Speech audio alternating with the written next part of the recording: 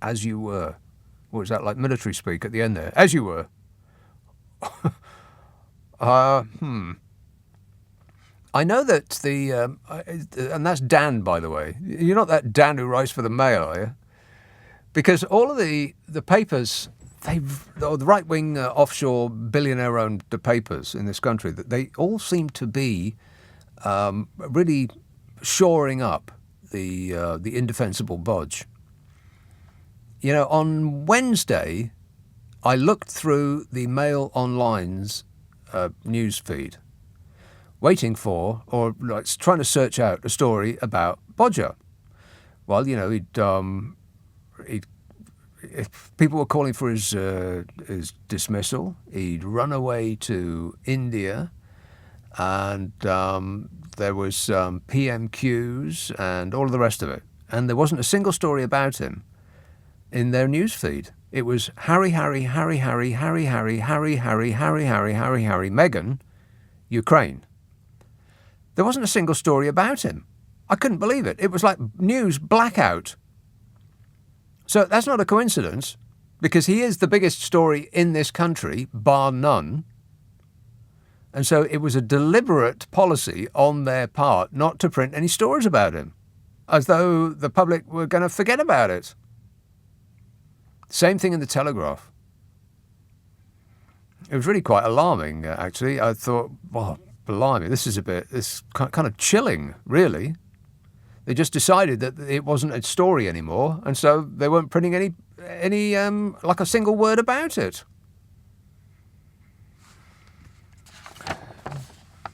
Northern Ireland Minister Conor Burns says Johnson was confident that he would be cleared. There seems to be a rapidly decreasing number of people who are prepared to go on television and defend the indefensible Bodge. And good for you, Northern Ireland Minister Conor Burns. He was out there today and yesterday saying that Boris Johnson was confident that he would be cleared once the full facts were available to the public. The full facts. The full facts cannot be released because the police have not completed their inquiries, and the Sue Gray report has not been published, and the Privileges Committee have not even started their inquiry. But, you know, trust him. Bodge is innocent. Northern Ireland Minister Conor Burns said he, Boris Johnson, remains confident that when people can see the full context of what happened, it will be clear that he was straightforward.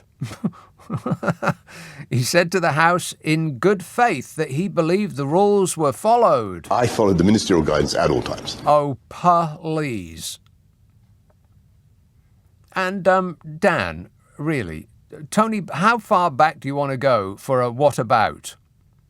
What about this and what about that? Don't look at the criminality in front of us, because what about somebody else who's also done something in the past? I mean, if everybody did that, they were standing in the dock, accused of murder, and they said to the judge, yeah, but what about all the people who've committed murders who got away with it? What do you expect the judge to say? Case closed? These people with the whatabouts. Let's deal with what's in front of us, and we'll do the whatabouts later. Northern Ireland Minister Conor Burns said that Johnson was confident that he would be cleared once the full facts were made public. I don't know how you can say that stuff out loud. Like, I honestly don't. And again, I wonder if they're just sort of dying a bit inside, or whether they're just on full automaton mode. Affirmative. I mean, you know, just spewing this stuff out like a robot. Affirmative.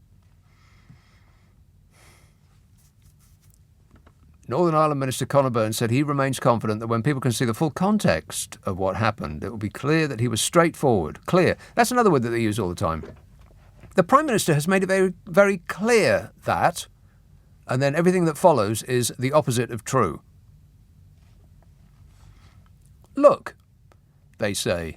So, they say. The Prime Minister has been very clear that up is in fact down. The Prime Minister has made that very clear. as though him making it clear makes it true.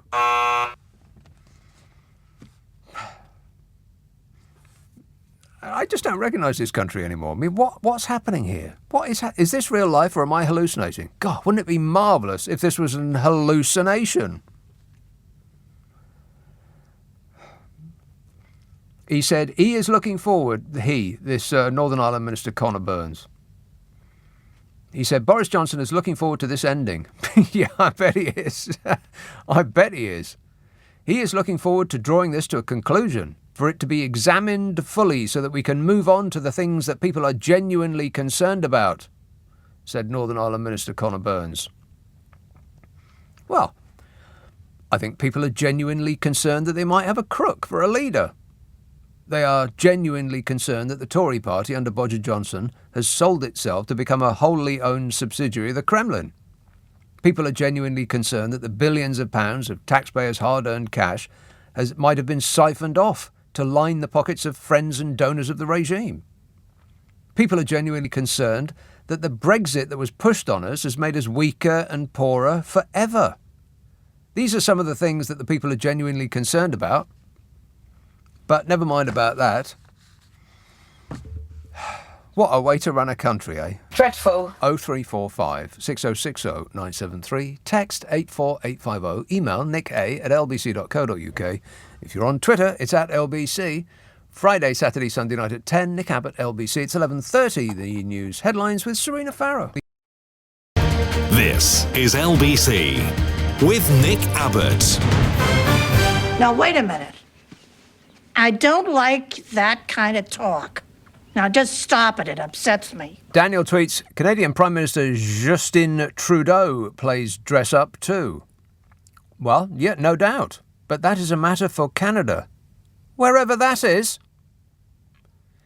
Jim says, if PM Modi visits Britain, should we dress him up like Jacob Rees-Mogg? That's an excellent idea there, Jim, but where do you get a top hat and a pair of opera glasses at short notice?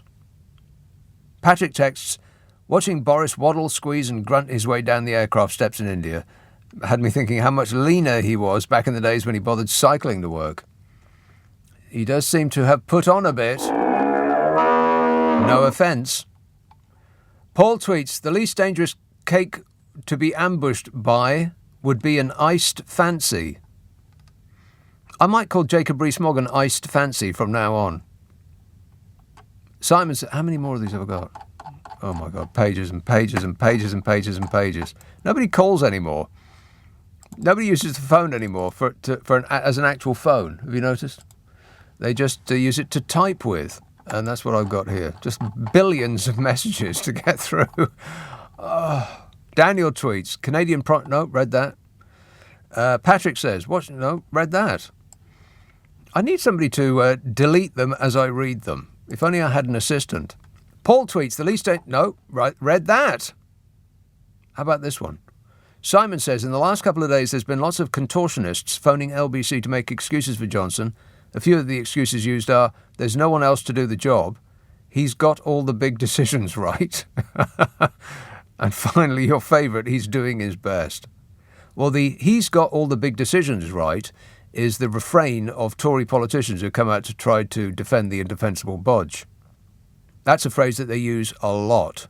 They're trying to insert it into our minds and nail it in there so that we will then regurgitate it. Oh, well, the thing that you know about Boris Johnson is he's got all the big decisions right. If you just say a lie enough times, it becomes the truth in people's minds. There's no one else to do the job. Do me a favour. To do what job? Run away when the going gets tough. Anyone could do that. He got all the big decisions right. Name one single decision he got right. Just one. I double dare you. And I think that every time I hear some Tory politician say it, he got all the big decisions right. In fact, Boris Johnson says it himself. I got all the big decisions right, he says. Like what? Name one. Jim says, everyone pays their bank for keeping their money, don't they? No. No, it's usually the other way around, isn't it? It's called interest. Why would you pay your bank to keep your money for you? Unless I'm missing something, why would you do that? unless it's been dodgily acquired and what your bank is offering you is protection from the law, which I think is, the case in a lot of Swiss bank accounts. God, you go into a Swiss bank or where I was, a Luxembourg bank, they're kind of the same.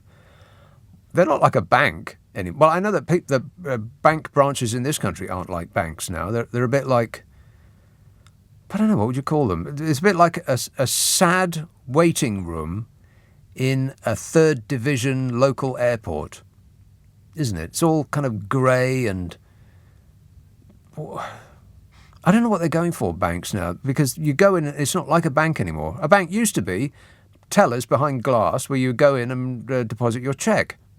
Now there are no tellers. There is no glass. There's a table maybe, and some 12-year-old with an iPad will come over and ask you, what are you doing in here? What's your business? And they'll say, I wish to deposit a cheque. And they'll say, what's a cheque, Grandad? Or words to that effect. But holy moly, you go into a bank in Luxembourg, for instance. It's a palace in there. I couldn't believe it. I went into a bank in Luxembourg to deposit my, £1,000 monthly wage. And it looked like the kind of place that you'd need to pay to get in. It was palatial. I've never seen anything like it in my life. And Luxembourg is just one big bank, essentially. Everybody works in a bank in Luxembourg. And I would imagine that Switzerland is just the bloomin' same. They've got all the money. They have. Josh says, Bodger didn't have a lot to say about India sitting on the fence on Ukraine. Yeah, exactly. Yeah, and sitting on the fence is choosing sides, by the way. On this issue here about Ukraine, there is no sitting on the fence. If you say you're sitting on the fence, you've chosen Russia. Okay? 0345 6060 973. Let's have Pimlico. Alex. Hi, Nick. Alex. It's Nick. When today they asked him in India, are you going to be Prime Minister until October? He said, of course, yes. This man is absolutely liar. After, too many lies, and everybody, public knows he's liar. He can pretend every day he's doing nothing wrong, he's doing his own best. But I think it's this time, public must make their mind. Honestly, are they want to be next Prime Minister, dishonest and liar, or want somebody have a dignity and decency? Now up to us, not up to him. He's liar. He's liar. That's it. He's liar. He's not going to change. He's never going to change. He's born as a clown. Yeah. He's a clown. Right, but that's why we voted for him. And when I say we, I mean us as a country, not me personally. Of course, but now up to us. We have the power to remove him. Well, we don't. Public must be making mind. We don't, actually. Yeah, but, we have to make a mind. We say enough and enough. Yeah. Because embarrassing for Britain. This is embarrassing for Britain. We have got clown and liar. Right. Absolute disgrace, honestly. Okay. That's Alex sitting on the fence on that whole Bodger issue. Just as long as he doesn't sit on the fence on that whole Ukraine issue, that's okay. Peter texts, Bodge let me down in India today, gutted not to see a big toe poking out of his sock when he took his shoes off. That must have been down to sheer dumb luck. Edward says, as much as I appreciate Ranjit's views, of which I generally share, would you please advise him to stop using yeah instead of yes at the end of sentences? It is a tad annoying. Why do people need to use unnecessary filler words, says Edward. Well, there's a very good reason for that. It's because people don't think in complete sentences as they would be written down. And if you do, then there's probably something a bit wrong with you, or there's not much to be said for what it is that you are expressing. And so people use filler words all the time, while their brain fits in their thought into what might pass as a sentence. So there's ers and ums and ahs and so's and, all the rest of it. Don't concentrate on it, Edward, and then it won't annoy you anymore. There you are. Problem solved. You're welcome. Phil says, Fabricant is the perfect surname, don't you think? It's like a Blade Runner's replicants, except fabricants are less human than human. He's a fabricant. I've never thought of that. He's a fabricant rather than a replicant. Either way, still a robot. Affirmative. That does explain that whole hair thing. You know, they've got him walking and talking like a human being, but they just haven't perfected the hair part. That's the most difficult part of all. They can do skin and eyes, but not hair, not yet. It is, as I suggested before, probably overdosing on the product. You don't need to put all of that product in your hair. You just don't. And that's an expert speaking. 0345 6060 973. Let's have Northfields. Terry. Hello. Terry. Alex was so funny. I was expecting to say liar. Yeah. Anyway, I'm on a landline. You're I'm on a phone. That's yes. not a very good landline, Terry, I have to say. Hey. Well, that might be Sky for you. But I'm not going to pull them to bits because it's relatively cheap. Yeah, you don't pay line rental. Well, I don't think that Sky have actually got anything to do with the quality of your call, because that would be the infrastructure provided by another company. But anyway. Aye, BT. No, they're crap. Okay. All right. Please disregard everything that this nice lady has said. I just wanted to tell you I still speak on a landline. Right. Good for you, Terry. Okay. Catch you later. Oh, that's it. Excellent work.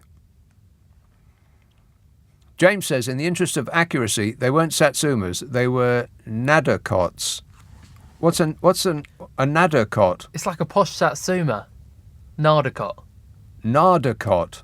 I've never heard of it. They do them in the greengrocers. Well, not any old greengrocers, I bet. Only Steve Allen ones. Steve Allen's greengrocer, yeah.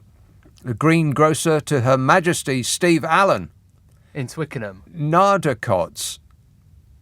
Get me up a picture of a Nardacot right now. I mean it. And are you spelling it right? Nadorcotts. It doesn't sound right. Nadacots. Anne says, can we have a quick referendum on whether to let Bodger back in? Yeah, you have to be quick. We're going to have a referendum on letting Bodger back in. A Nadacot. Well, there's a picture of it right there. That's just a tangerine. No, they're a bit sort of bigger and tastier. Are they? They're the ones out there. What do they taste of? Orange. Right. So it tastes of orange. And what differentiates it? It's just a bit better. Right. I think what differentiates it is it's double the price. I bet it's double the price. A Nadacot or Afoure, A-F-O-U-R-E-R. Affirmative. An increasingly popular variety, originally discovered in Morocco and thought to be the result of a clementine. The result of a clementine what?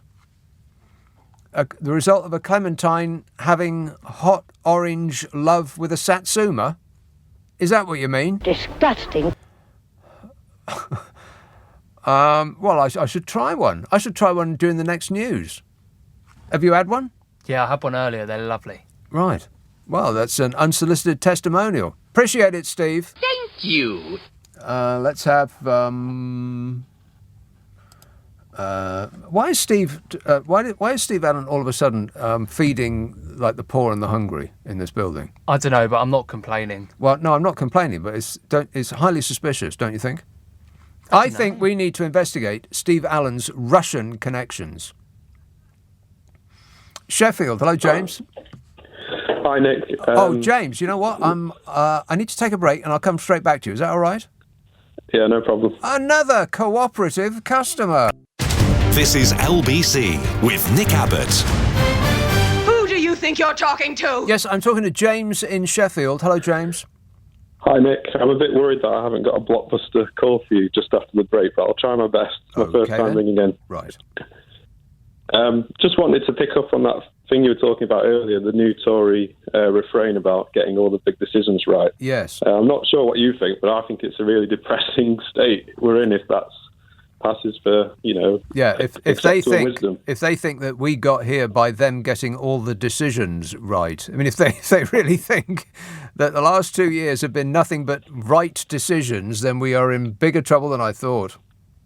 I think it's just sloppy rhetoric, and it basically encourages people to just take a very intermittent, passive approach to just politics. And I personally find it very depressing, and it's a cynical thing. Sorry, I just wanted to phone up and get that across. Really. Well, I suppose so. Yeah, if you look at it like that, if you look at it as this is actually real life and it's happening to us right now, then yeah, it's a little bit depressing. Which is why much has gone.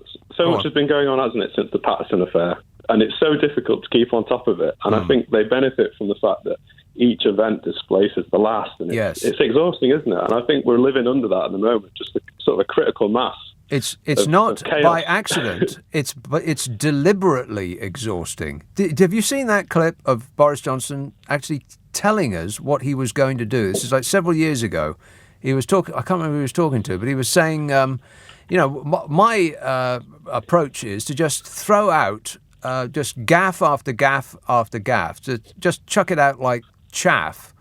And then I think he's thrown a dead cat onto a fabricant's head, hasn't he? Yeah, then people won't know what to concentrate on. And it is also what would Donald Trump do? Every single thing that this administration seems to do can be seen in the light of what would Donald Trump do?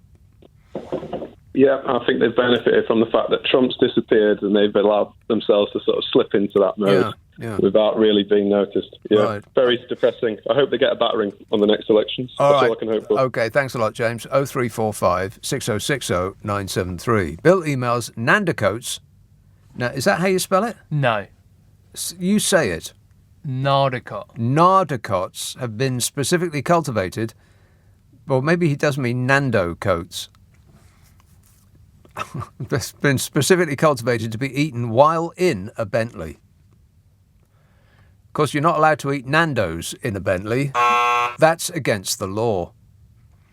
So Nardicoats, right. So if they've been specifically designed to be eaten in a Bentley, so presumably that means that they don't leave your fingers sticky. I can't wait to see Steve Allen's new car. I'm going to put my sticky fingers all over his windscreen. All over it, Steve, including the bits where the windscreen wipers don't reach. Zoe texts, what a week in politics. Would you ever consider going out for a pint with Bojo? Yeah. Yeah, of course. Of course I would. I'd be, that would give me enough material for like 6 shows in a row. Fact tweets, new episodes of Better Call Saul now available to downstream on Netflix. Downstream.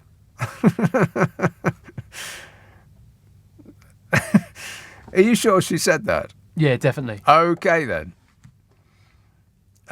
Downstream. Will says, I'll downstream it later. At the moment, I'm downstreaming Ozark, which is excellent. Will says, TikTok has 2 proclaimed intentions to promote joy and creativity. Yeah, how's that going? Fabulous. As far as I'm aware, and I've never actually seen the site, so I don't know anything about it, but it doesn't prevent me from having a strong opinion. As far as I'm aware, it's a complete waste of time, which seems to be the purpose of social media in general. There's nothing social about it. It's antisocial because it's you sitting on your own in a room. What's social about that? And B, it's a giant waste of time. Twitter is a giant waste of time. Facebook, TikTok, Instagram. I've never actually been on Instagram, but I know for a fact, despite the fact that I've never seen it, I know that it is a giant waste of time too. All the hours that you plunge into curating your site, getting new likes, getting people to follow you, all of that time, totally wasted, utterly and completely. You haven't learned anything. Your mood has not been improved. There's nothing good about it. And yet we're obsessed with it, particularly the young. I am a bit disappointed with the kids today. And I know I've said this before, but if you had told me 20 years ago that teenagers' number one most favourite pastime would be typing, I'd have said that you're out of your mind, and yet here we are. David says, fabricant's hair is fabricated, Biffo's is a comb-over. No comb has seen his hair ever. Angela Congleton. Hello, Nick. How are you? I'm good, thanks. Good. And I've realised that I'm going to have to keep ringing in because I've got to listen or I'll miss Mike in Beverley. Yes. Because he's on every night and I couldn't go to sleep without hearing his little tones. So what I'm ringing for is, did you see Danny Kruger in the Commons yesterday? No. He is the Tory MP who stood up, looks like Boris, but much younger, dishevelled blonde hair, ex-Eton boy, and son of Prue Leaf. Oh, yeah. Of the Great British Bake Off, yeah. And he stood up quite rigid and said, Boris is not a liar. So we've all got it wrong. You're wrong. He's not a liar. Right. But I also wanted to say as well, that I've got a few points here. Val, bless her, earlier on. It's what the last guy was just saying. People have got this passive interest in politics. And if people aren't interested in politics, that's up to them. But I do try to tell them that, hang on a minute, it affects everything. Absolutely everything. Yeah. So if you're just going to take at face value Boris, just look a bit deeper. Look that he's been sacked for jobs for lying. Look about the whole issue around a journalist who got beaten up.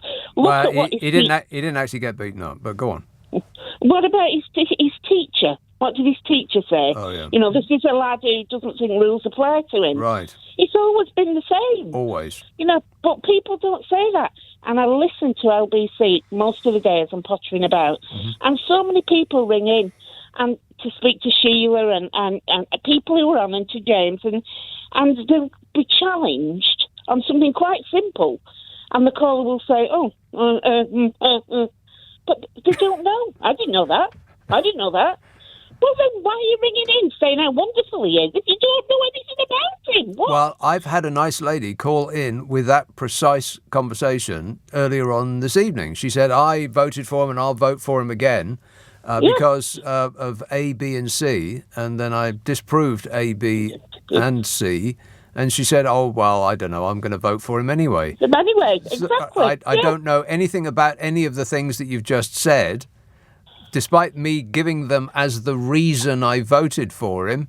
But I'm going to do it anyway because why? I don't know. I think people are just all in. They've decided which gang they're in. They're either in the Jets or the Sharks. And that's that for life. Absolutely no idea. And finally, I totally agree with you on social media. Do you know that so much time, my son is in the police, and so much of their time is taken up attending to incidents that start on Facebook. Honestly, you wouldn't believe the amount of police time from this started on Facebook. What, he said, she said, right. Yeah, and then it all spills out into mayhem. So the amount of time, they're like, and then even today, Holly Willoughby congratulating Vanessa Phelps on getting 150,000 followers on Instagram. What the hell is that about? What the hell is going on, Angela? Is this real life or are we hallucinating? Well, it's crazy. Well, they're all either mad or we're mad. But yeah, one of the two, most definitely. Thanks for that. I hope it's... Well, I hope I am hallucinating because that would just be fan-bloomin-tastic. I'm going to come round any time. Then I'll be upset. 0345 6060 973. Friday, Saturday, Sunday night at 10. Nick Abbot, LBC. This is LBC from Global. Leading Britain's conversation with Nick Abbot. Some nobody.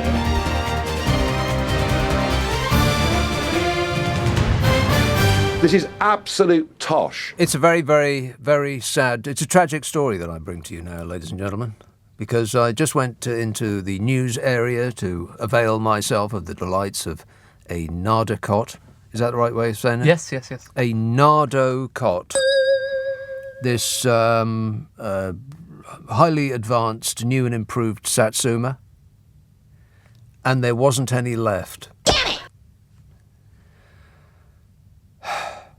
Thanks a lot, Steve Allen. You see what you've done? I was already raring to go to get my gnashers round a Nardo cot, and you didn't provide enough. You have failed in this, your only task.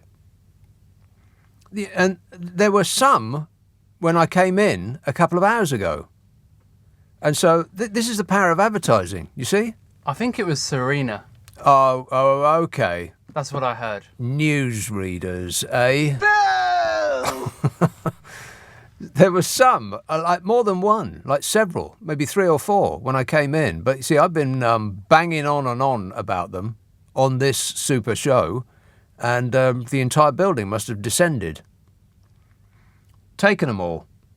Probably squirreling them away to enjoy later on. But you know me, I never complain. Whinging and whining and moaning. Let's have a call in Streatham. Robbie. Hi, is that Robbie from Streatham? No, you're Robbie from Streatham. I am, yeah. Indeed, you're quite right. I just found that out myself. Good. Yeah, what was I going to say? Boris, I thought I heard he was wearing a bandage around his head in India. Yes. To hide his messy hair. To hide his shame. Well, I think he's got a headache at the moment. Well, I know I have. But when you were saying Harry earlier on, yeah, I thought you were about to say Krishna. Right. Well, I think you meant Harry, you know, the prince. There's another thing you got wrong. Okay, good work. Thanks a lot, Robbie. Harry, Ukraine. Oh, look at that. That's sort of a halfway between. It's heavy. It's like it's got something in it. Is there chocolate in this? I've just been delivered one of these Nando carts.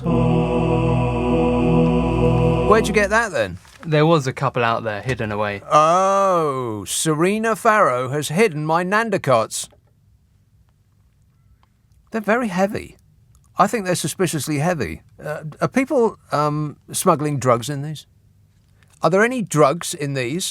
Want to score some pot? It seems like it weighs more than it should do for its size. It must be very, very dense. So it fits right in on this show. I'll enjoy that later. I can't enjoy it now because I'm doing a show. I can't interrupt this super show, can I, Robbie? No, you can't. Definitely not. All right. Okay, thanks a lot, Robbie. Cheers, mate. 0345 6060 973. I appreciate that last call, whatever it was. Upminster. Hello, Keith. Keith. Hello, Nick. Yes, Keith. Good morning. Morning. Just your first caller of 2022. Hello.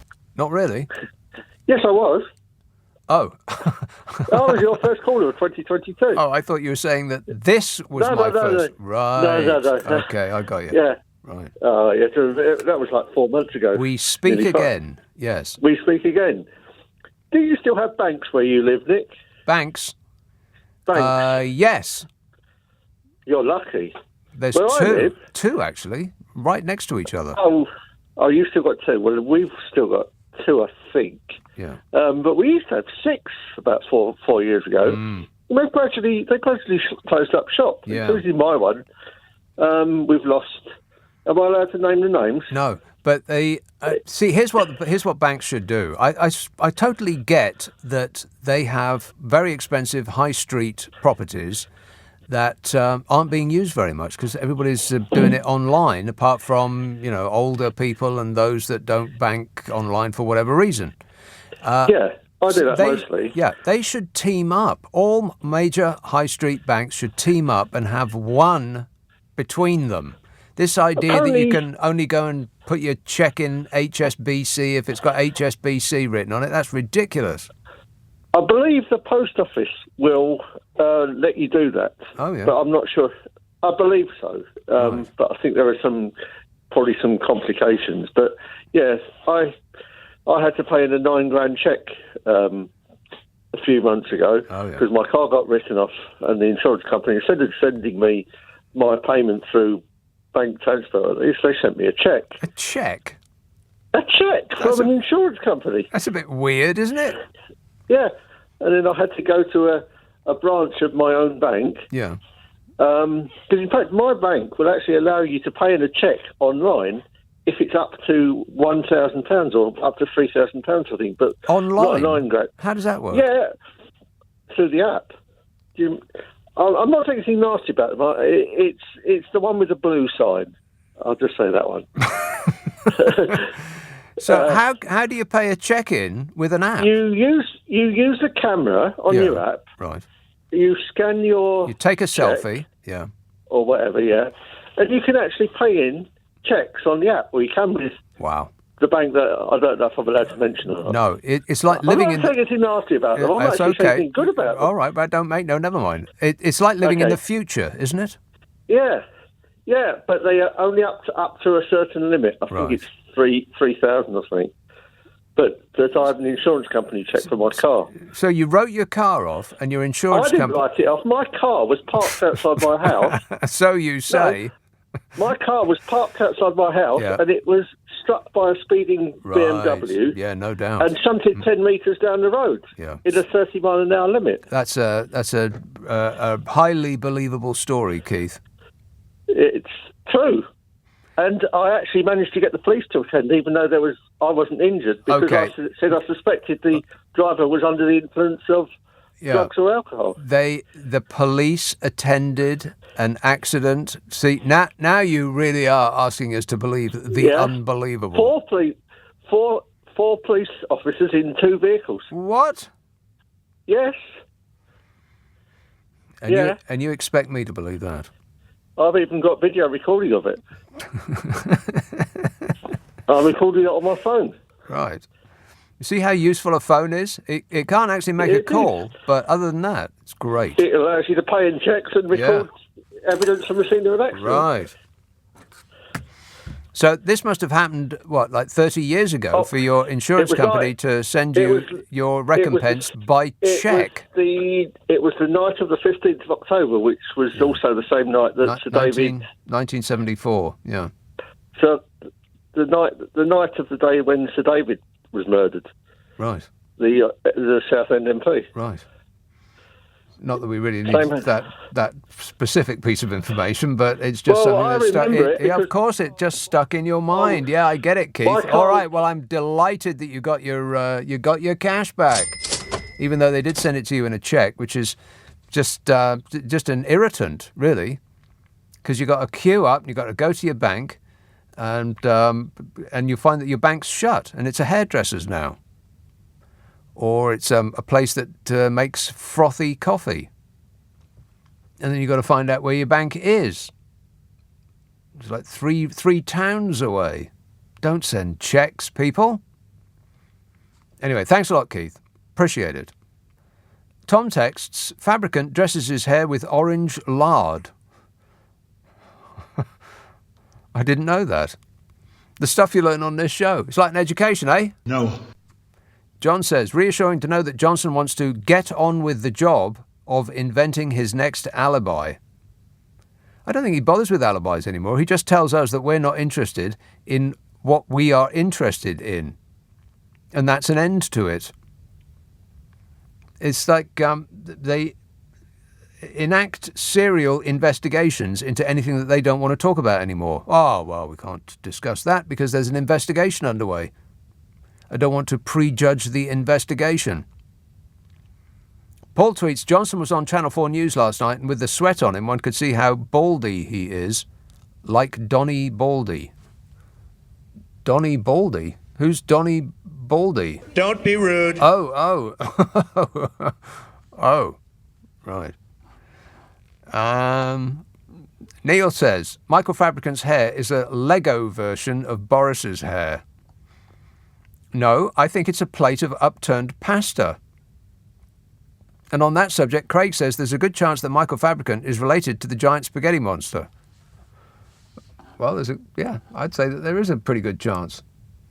I mean, have you seen them both together at the same time at a family get-together? Proved. Clacton, hello, Ben. Hello. Ben. The latest COVID figures, I thought it would bring you up to date. Yeah. It's 1,936 off the NHS Federation site, which is the best one. What, not 1,000? What was the number again? 1,936. 1936. But what is that figure? 7 days, the last 7 days. Oh, death, you mean? Yeah, death. Right. Yeah. Yeah, they tested 185,625 tested positive in 7 days, up to today. Yeah. 1,000. Oh, sorry, it's mistaken. It's 1,956 deaths. 56, right. Yeah. Okay. I call it malignant neglect of the government. But the thing with that figure is what they're saying is that people died with COVID, not of COVID, right?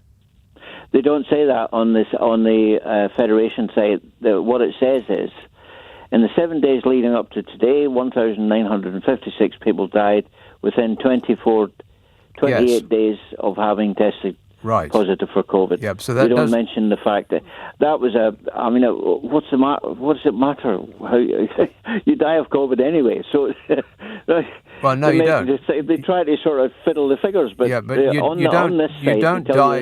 don't die of COVID anyway. Almost a vanishingly few number of people die when they catch COVID. What the figure is that you just said is people die a month after or within a month of being of testing positive for COVID. But that doesn't mean to say that they died of it, because they could have been in hospital for something completely different. In fact, that's mostly the case, I think. People who've got COVID in hospital have been entered into hospital for something that's not COVID. It's just that they either caught it when they were in there or they took a test and they found they had it. Well, the government's new word for doing nothing is living with. Yeah. I mean, it's just building up all the time. If that continued, and you're talking about 90,000 deaths a year. If it continued on the way it is, every 7 days, going up all the time. Yes, but no, that's not. I'm not defending the government, but what I would say to that is that people die in greater numbers from natural causes than the ones that you just mentioned. I don't know what the actual number is of people who die from whatever cause every day, but I would guess it would be bigger than that. Well, it's additional to. COVID's additional to that. No, but you can't say that from those figures. That is not what those figures say. They're not extra deaths. Well, there were deaths that wouldn't happen unless you got COVID. Yeah, but you don't know that, though, Ben. I'm sort of with you a bit. I'm not defending the government because they've been terrible on this. But when they say 1,956 people have died within a month of being tested positive for COVID, that does not mean to say they died of it. They could have been in hospital and would have died anyway. It's just that they also, on top of everything else, caught COVID. Now, I think with the thing that's going around at the moment, this Omicron and the new super improved Omicron that's apparently all about in America, I think a lot of people get it and they don't even know they've got it.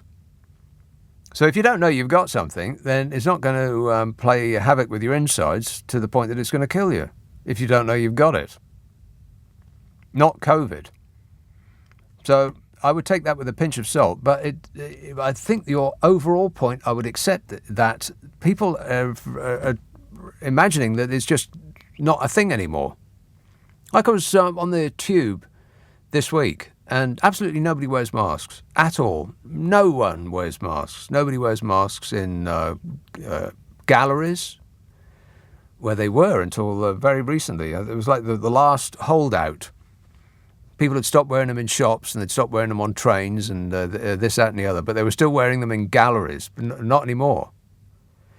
The only problem with that is, I mean, it seems to be fading out, which is why people, we went through it for so long and people just didn't want to think about it anymore. And so before it had actually ended, we'd moved on. So I get that. But the problem with it is that with it still, roaming around among us, that we're only a couple of mutations away from it all starting off again. That's what I'm concerned about. But we were warned, about a year or so ago by Anthony Fauci. You remember Anthony Fauci, the bloke from the US, the expert? He said that we were entering the era of the pandemic.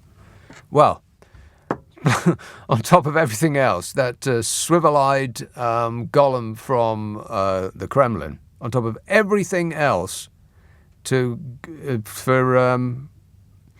the virus to be revivified, well, that would be just the giddy limit, wouldn't it?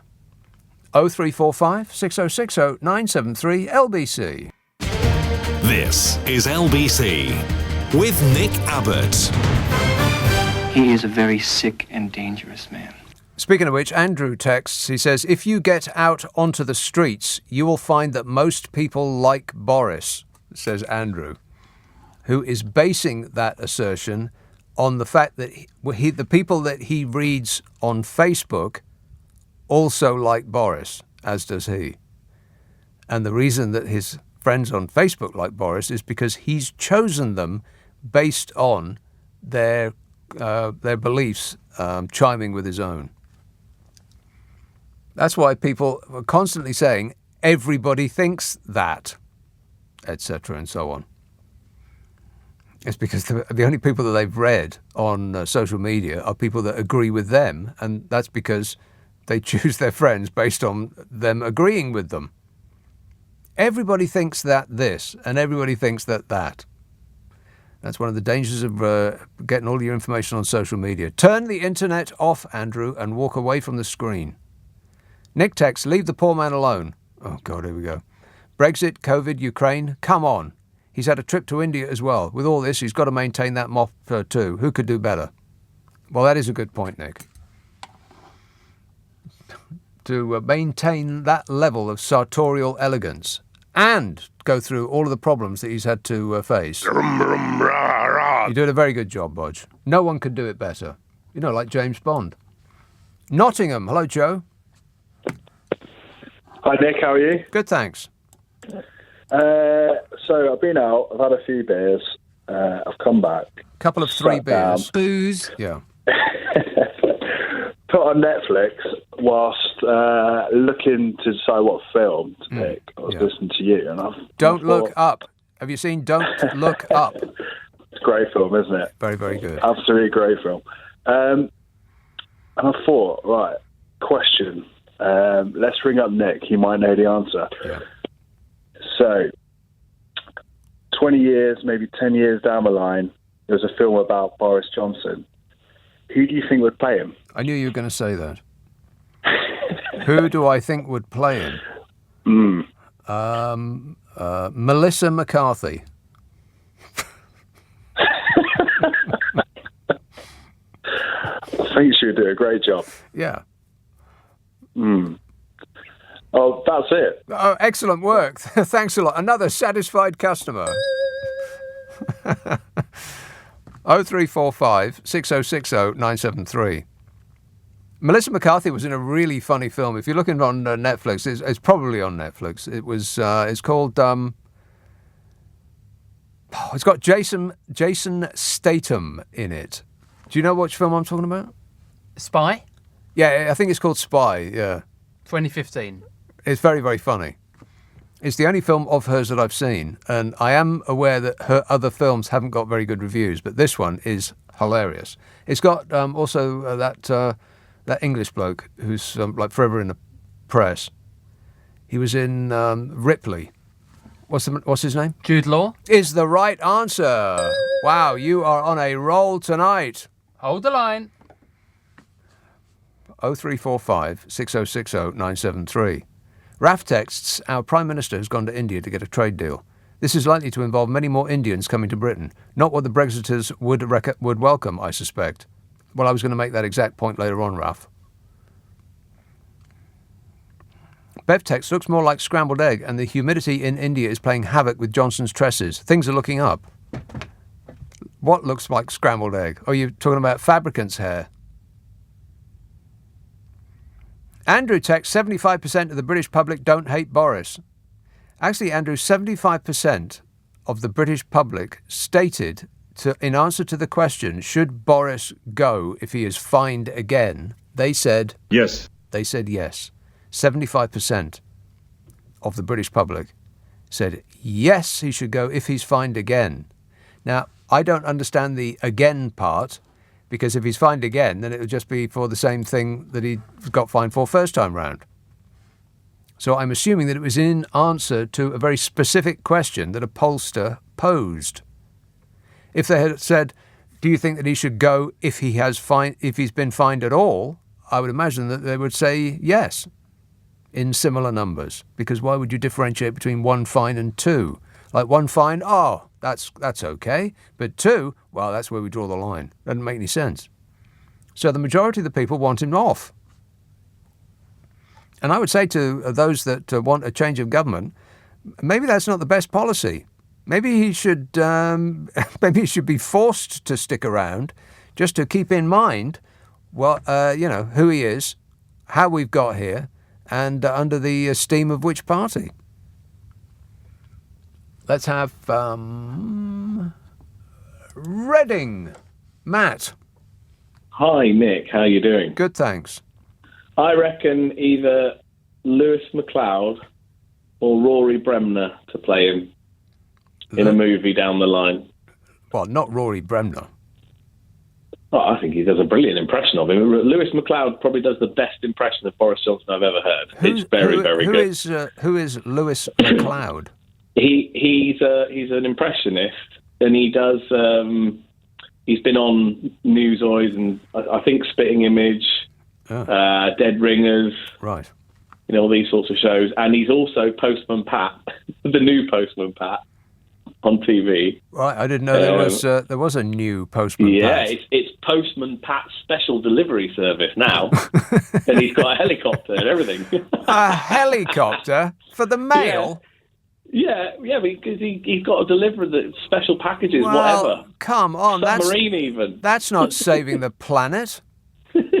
No, I never said it was environmentally friendly. Right. Well, I don't know about any of that, but you got to look alike. He's got to be a looky-likey, because it doesn't matter how you sound on TV. As long as you look the part, then that's pretty much all you need.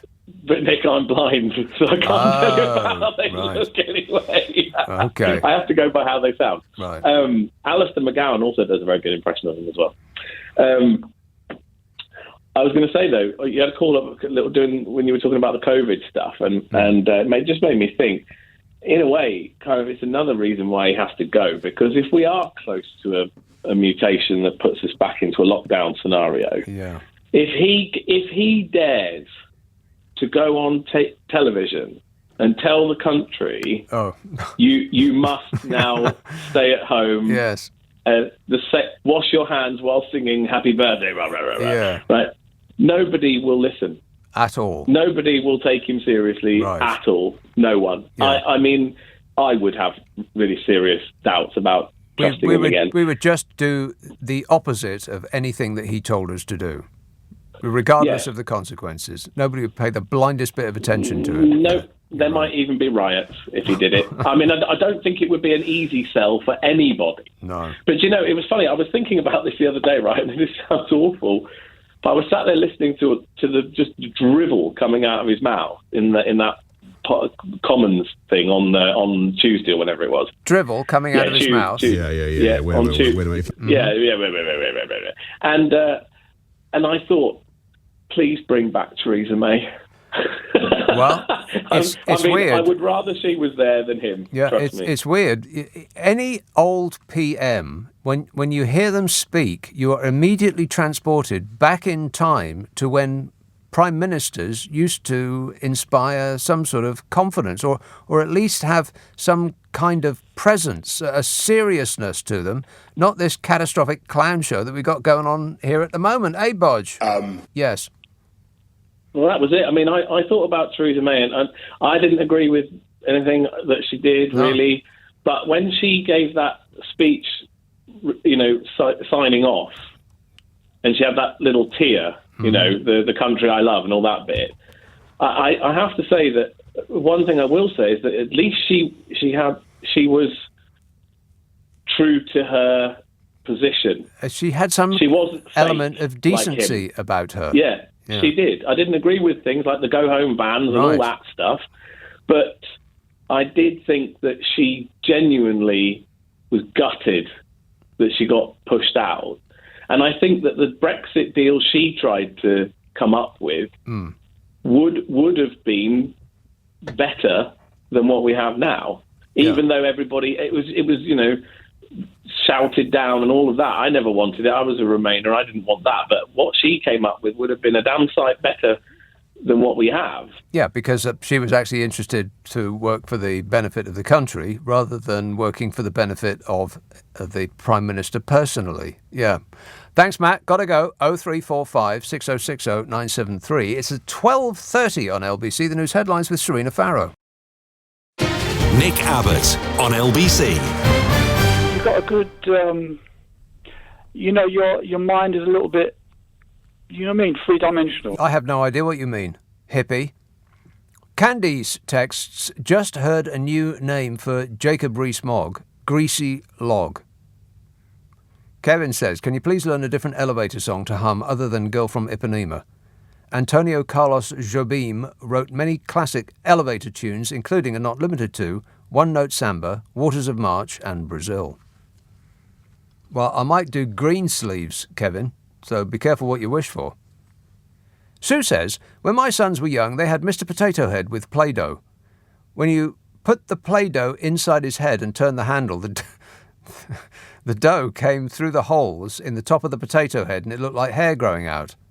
I think Fabricant must have holes in his head and yellow Play-Doh comes out. It's yellow Play-Doh. Oh, the smell of it. Stoke-on-Trent. Hello, Liz. Oh, hello, Nick. Liz, I hope you're well. I'm hello there. Super. Thanks for asking. Good. Well, I wanted a little bit of to give you a little bit of positivity in amongst the negative because I appreciate it. Well, I wanted to share a feel-good story, really. Yes. With you, Nick. Right. A good Samaritan. What happened to me tonight? All right. Lay it on us, baby. And I hope the person responsible hears this. I hope he's listening because... Is punished to the full extent of the law. No, what happened was I went to do my shopping. Now, I haven't been out of the house. Well, this is the second time I've been to Tesco in two and a quarter years. Yeah, not Sainsbury's, not Waitrose, not Asda, not Lidl. I'm sorry. I shouldn't have said that, should I? Beg your pardon. Yes. It just came out. Go on. Anyway, I went to do my shopping and... Where did you do your shopping, Liz? One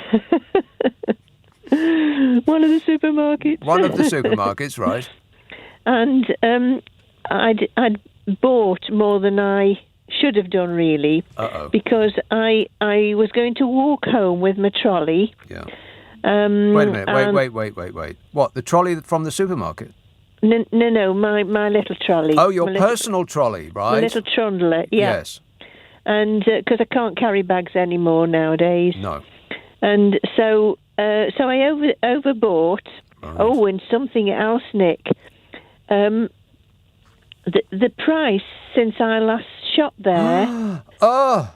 I could not believe it. I know. I couldn't believe it. It was over. It was over double. For the same amount of double.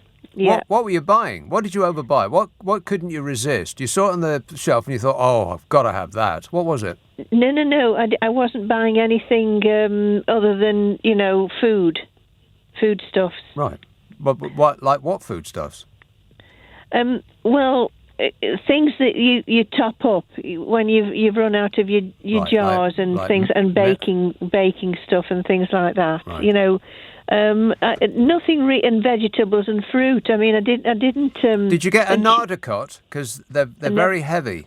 Never heard of them. No, Nick. I've never heard of them either. No, but I'm holding one in my hand at the moment, and I can tell you, it feels like very, very suspiciously heavy, Liz. Is it orange? Is it the same colour as an orange? It is orange. It's like an orange, but smaller and heavier. Wow. It's like it's got too much gravity on it. There's probably magnets inside here. That's probably what it is. But you haven't tasted it yet? Not yet, no. No. Well, I hope you enjoy it when you do. Well, I hope I enjoy it. Yeah. Anyway, back to my little story. Yeah, back to you. And anyway, because I'd overboard. Board, yes, and I couldn't carry everything. Right. Really. You couldn't stick it in your trolley. No, my trolley was full. Right. And I always carry spare bags rolled up in my bag, so I had to fill those up, and I just couldn't walk home because it was a goodish way. So, well, that which was I normally that wasn't you thinking ahead, Liz. Well, I wasn't expecting to. You just got carried away. Well, I did, I suppose. It was the excitement of being in Tesco's. Anyway, I ordered a taxi. Yes. And he said, it'll be 15 minutes. And I waited there over 45 minutes. Oh. And I thought, this is ridiculous. So I got my little mobile out, a smartphone, which I'm not very familiar with. A friend bought it for me for Christmas. Oh, right. And so I attempted to ring them. And and every time I rang them, it cut out, and I didn't know what I was doing wrong. Yeah. And this young man had arrived, parked his car, got his trolley, and he was just going into the doors. And I said, "Excuse me, could you just help me with this?" So I walked him through what I was doing on my phone, and he says, "Are you saying you're after a taxi?" And I said, "Yes, I'm trying to phone them to find out why they're not here." Yes. Now, before you say another word, in my mind, I've jumped ahead to the best possible conclusion to this story. So let's see if it's as I expect. Go ahead.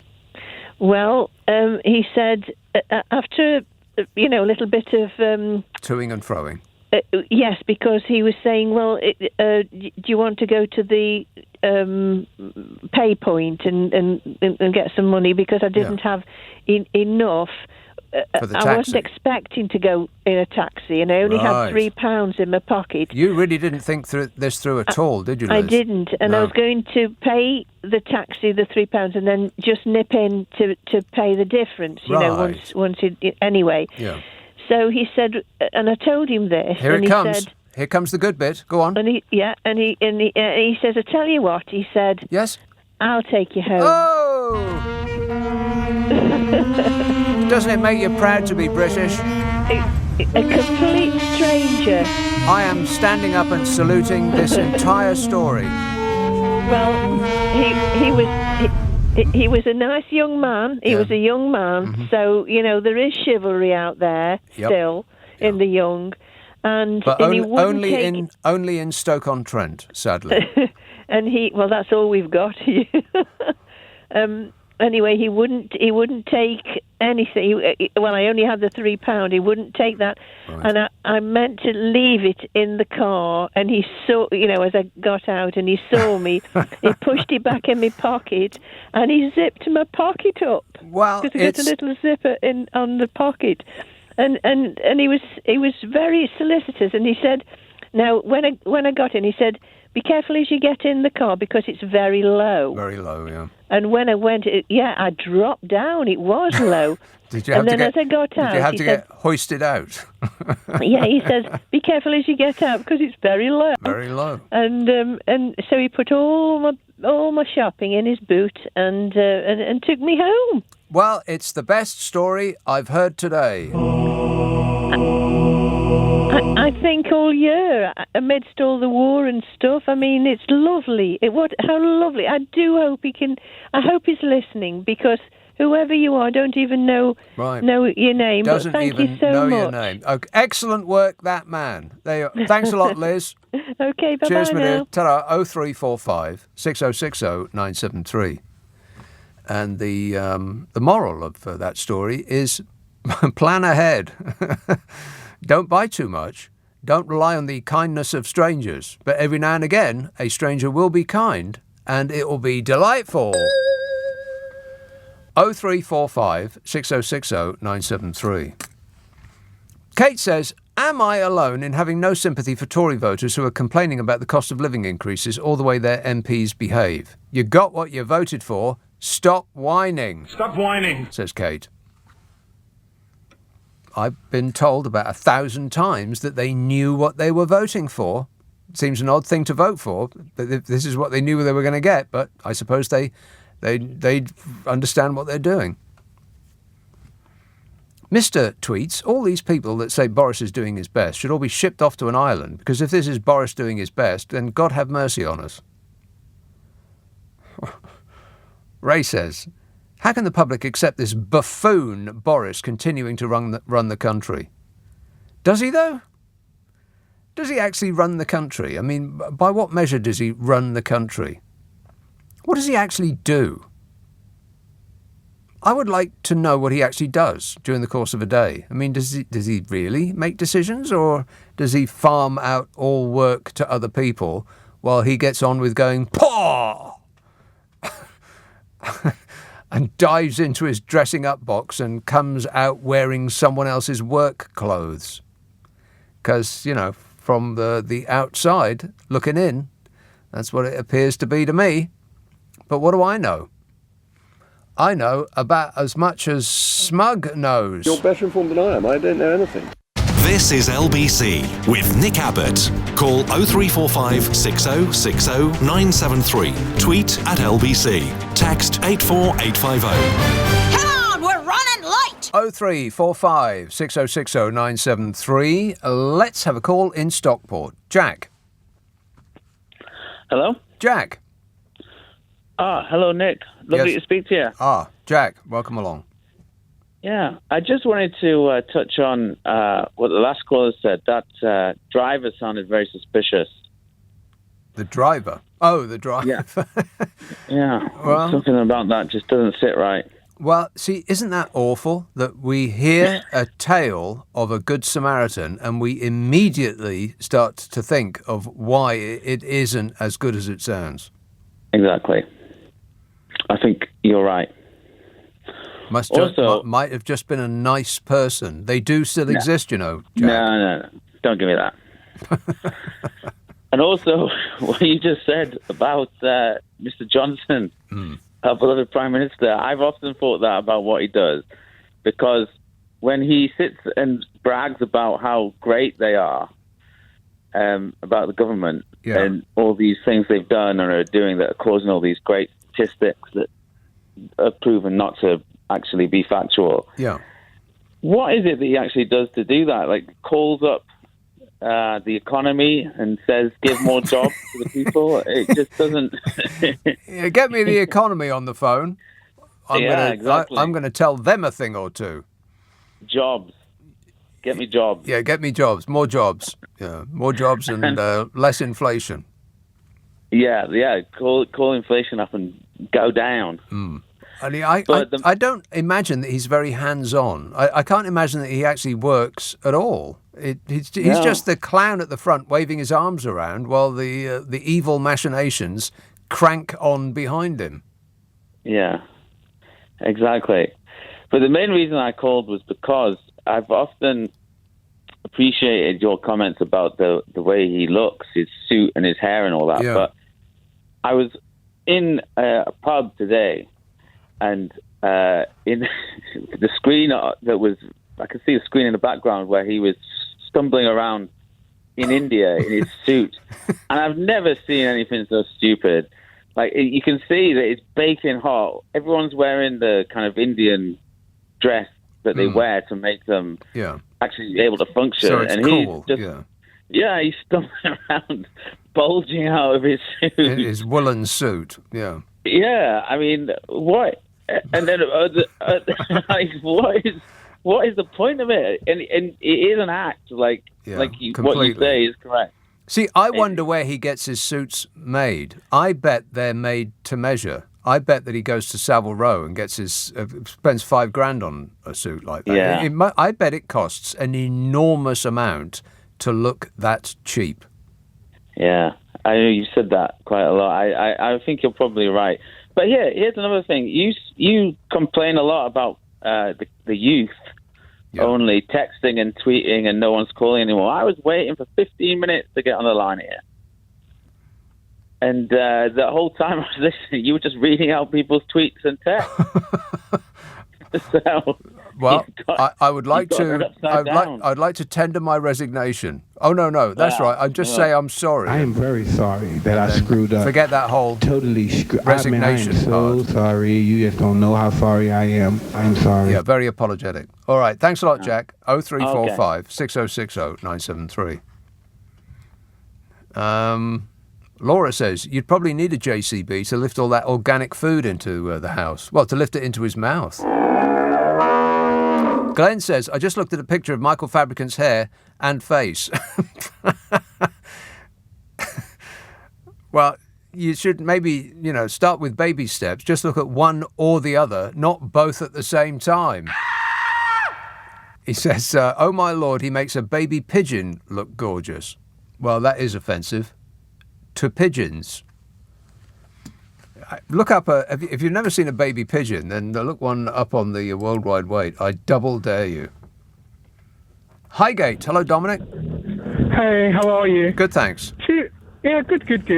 Two quick points I wanted to make. What's that noise? What's that noise? Oh, sorry. Let me move away from the streets where I'm on. Wow. I just wanted to ask, because I followed your advice on... Oh, for God's sake. It's getting louder, isn't it? Sorry. I followed your advice to watch this film. I won't name it because I don't want to be a spoiler for those who haven't seen it. Yeah. But if the end of the world did happen, which it might do because of this Satan II missile we saw Russia could point towards us, even though it was like halfway down the page after Harry stories, like he said, would Boris Johnson and Trump and Erdogan and all, would they really be allowed to board a plane and leave us? Are those the people that get to... I was so shocked. I didn't think it was that good. But when I saw that particular part, I was actually horrified that they get to get on the plane and leave us. Well, I think it's worse than that. That they don't even need to get on the plane. All they need to do is descend the stairs to their underground lairs, which will be not far from wherever they happen to be. I bet, particularly now, that wherever the PM or leader of a major country goes, they are never very far away from a fully stocked underground lair. They're going to be the ones that will survive the human race. Oh, no. Yeah, think about that for a minute. At the helm. What? Eh? I think Elon Musk would be at the helm taking them away. Well, exactly. It'll be billionaires and whoever are leading the countries, the various countries that have these underground lairs. And my second point was just, so Boris Johnson went to India this week, and also I see all the time, like when the Prince and all that went to the Caribbean, why do they wear the most thickest, heavy cotton suits? Like, don't they, like in the Caribbean, in hot countries... Yeah. We don't dress like that. Even the people in the banks. It's worse than that. It's mental. They must be sweating like a donkey. Yeah, it's worse. Disgusting. It's worse than that, Dominic. That's not a cotton suit. It's wool. I betcha. Yeah. After he was knocking Starmer for wearing an Islington suit, which is such a bizarre thing when he goes to Savile Row. And what's so annoying is that people from the north. Well, I worked up north a couple of months ago, and people kept saying Islingtonian elite, and I kept thinking like, how brainwashed must you be, and also the fact that you've probably never been to your own capital, to think that Islington is Chelsea? Like, had they seen the wealth in Hampstead and Highgate and Millionaires Row, and they're talking about Islington, where I've seen a man shoot up on City Road. Islington I just don't understand where they've is managed the armpit of North London. There's a tiny pocket of wealth in Islington, and the rest is dirt poor. Why would anybody want to go there? I don't know why anybody would want to live there. Why would you want to live in Islington if you could afford to live somewhere else? Don't knock Islington. We love it, but like it went from no one loves it. No one loves Islington. Do me a favour. Jeremy Corbyn in his donkey coat was once mocked at one point, and now it's been managed to turn around to be the heart of sartorial excellence because he said you're a Corbynite in an Islington suit. An Islington suit is probably a shell suit. What are you talking about? Yeah, I don't know any place where you can get a suit in Islington, other than maybe a lawsuit, but that's about it. Dominic, if you're on the streets in Highgate, you're in great danger. Don't flash your watch around. All right, thanks a lot, mate. 0345 6060 973. It was terrible that boxer got his watch nicked, but he was in the East End of London with a thing on his wrist that glittered like Christmas and cost the best part of £100,000. Was that his best dressing decision? I mean, come on. Raytex, shouldn't Bodger get a £10,000 fine for holding the party? Well, there was the instruction from, Priti Patel? Yeah, that's her. That the fines should increase to £10,000, I think is the right number, for multiple offences and for those who are actually organising the affair. And apparently in one of these things, it wasn't a party till Bodger got there. And then, and then dancing ensued. He came in and said, "Are you dancing?" And the crowd said, "Who's asking?" Oliver texts, "I hope Boris Johnson on his visit to Rwanda says something stupid." Well, that's pretty much a guarantee. Say something stupid, Bodge. Yeah, I think that's built in. Alice says, "I envisage Johnson complete with Indian headdress being hoiked out of number 10 by a JCB." Well, wouldn't that be a perfect end to the story? That'd be it tied up in a bow. Gary says, perhaps you could downstream a new ringtone for your phone from the internet. Well, which internet's that, Gary? Is it the safest internet in the world? Get Nadine on the phone, she'll explain it to us. The best internet in the country.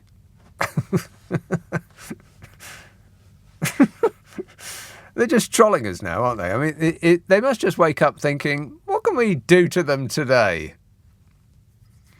I don't know. What would Donald Trump do? They'll say. Helen says, the education minister told LBC on Thursday that they were going to build 15 schools a year for 10 years, with the total being 500. She didn't. Is that true? Apparently so. The education minister told LBC on Thursday that there was going to be 15 schools a year built for 10 years, with the total being 500. Any comments? 86%, 5 million, and of course, over 50%. 50%. And what I'm saying is an additional 162 million. And that comes, by the way, on top of the 500 million. No. 36 billion. Wow, that's of which a big 5.4 number. billion, and probably one of the biggest of numbers 500 ever. Yeah, that's right. Please tell us more. Just fills the air with noise and numbers. 15 times 10 is 500. The stuff you learn on this show. It's educational, no? No. Sanj says, did you see Brandon Lewis squirming when being questioned over the clown's fine and saying it was like getting a parking fine like Tony Blair got? He nearly fell off his chair when she said. He nearly fell off his chair when she said. What does that mean? He didn't make the law for parking fines.